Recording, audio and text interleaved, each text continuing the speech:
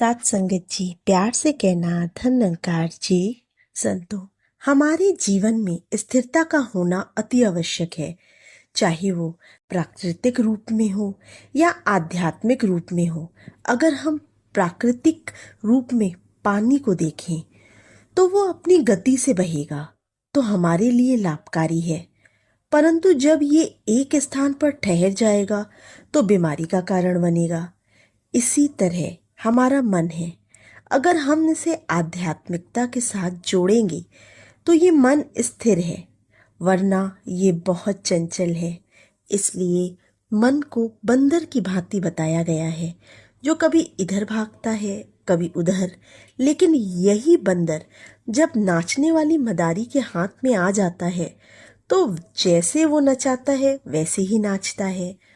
इसी तरह मन की भी अवस्था है, जो कभी तो बहुत सज्जन बन जाता है और कभी बहुत अभिमानी। जो गुरु वाले होते हैं, जिनके सिर पर गुरु का हाथ होता है, वो कभी भी मन के पीछे नहीं भागते, बल्कि मन को अपने पीछे चलाते हैं।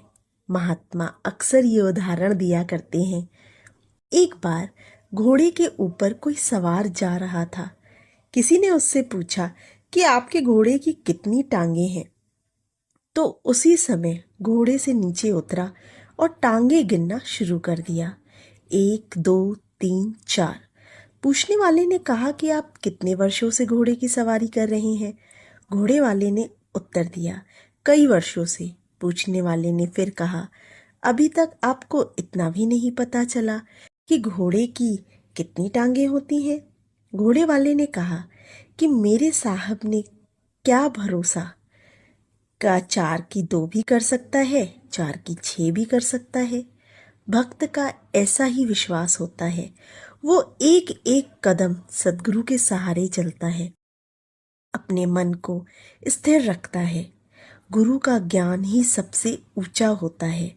जो गुरसिक गुरु के वचनों को जीवन में अपनाता है और अपनी बुद्धि और मन को अपने गुरु के अधीन रखता है, वही उसे कभी भी नहीं पछताना पड़ता। सद्गुरु की कृपा से फिर उसका मन शांत हो जाता है। फिर पारिवारिक, सामाजिक और आध्यात्मिक सभी फल प्राप्त हो जाते हैं। इस हम बार बार कहते हैं कि ऐसे तेरे एहसास का बदला चुकाया जा नहीं सकता। तो वो बात तो ठीक है, चुका नहीं सकते, पर अपनी तरफ से हमने कोई कमी नहीं छोड़नी। अगर हम सद्गुरु के अनुयायी हैं तो पहले अपने मन को बदलना है और जिंदगी को उसके बाद बदलना है।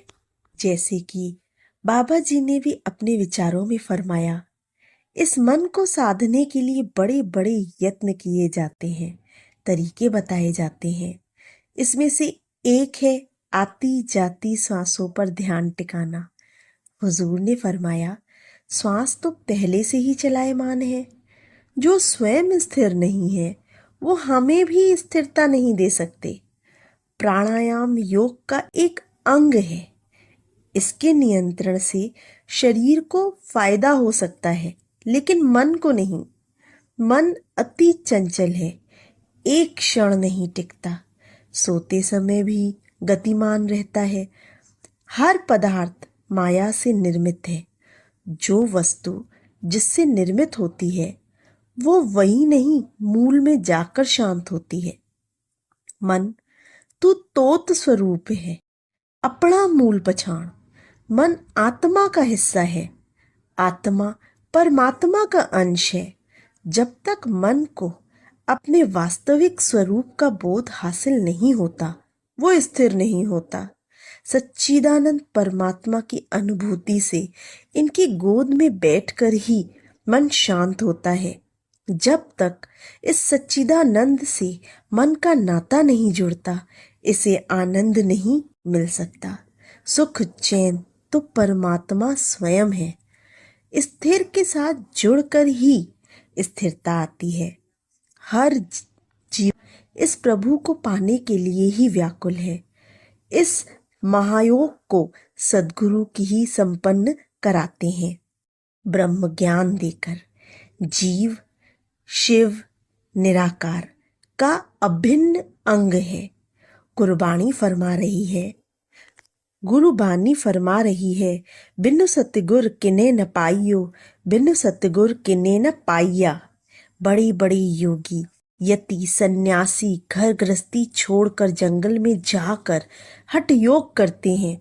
परमात्मा की अनुभूति हो न तो बिल्कुल क्रोध और अहंकार में वृद्धि अवश्य हो जाती है। बाबा फरीद जी ने भी ऐसा ही किया था, परंतु असली सुकून उन्हें ब्रह्मज्ञान से ही प्राप्त हुआ। इक्को सिमरो नानका जलथल लिया समाए। प्रभु की रजा सदैव कल्याणकारी है। भक्त इसको स्वीकारने लगता है, मन का द्वंद्व शांत हो जाता है, जीवन सहज हो जाता है। यही निरंकारी दर्शन है।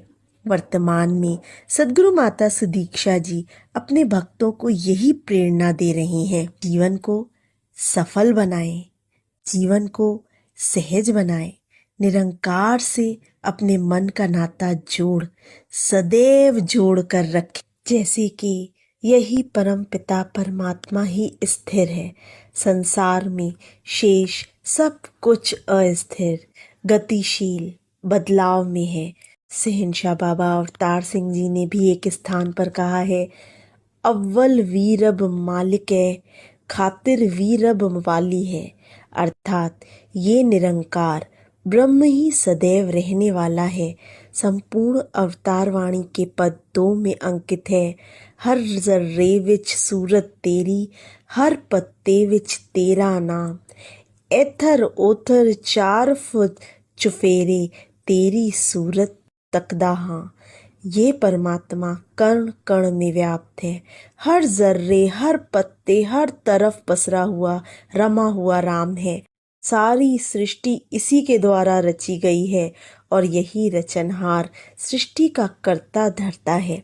साहिब मेरा सर्वव्यापी, कुछ न इस्तो खाली है। पत्ता पत्ता तोल मारिए, खोजिया डाली डाली है। ये निरंकार रब सब जगह एक समान विद्यमान है।